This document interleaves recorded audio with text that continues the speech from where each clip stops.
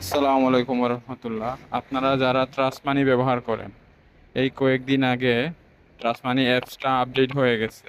এই আপডেট হওয়ার কারণে এখন কিভাবে ট্রাস্ট মানিতে বিকাশ বা নগদ এড করা লাগে এটা মনে হয় আপনারা বুঝতে পারতেছেন না। যদি যদি আপনারা না বুঝেন তাহলে অবশ্যই অবশ্যই এই ভিডিওটা শেষ পর্যন্ত দেখেন, তাহলে আপনারা বুঝতে পারবেন কিভাবে বিকাশ এবং নগদ এড করতে হয়। ভিডিওটা শেষ পর্যন্ত দেখবেন এবং এই ভিডিওটা সবাইকে দেখার সুযোগ করে দিবেন শেয়ার করে।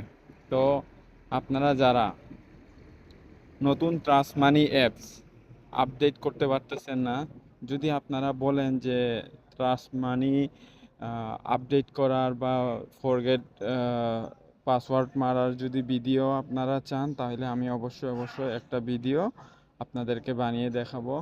তো এটা হচ্ছে আপনাদের সামান্য একটা তথ্য দেওয়ার চেষ্টা করছি।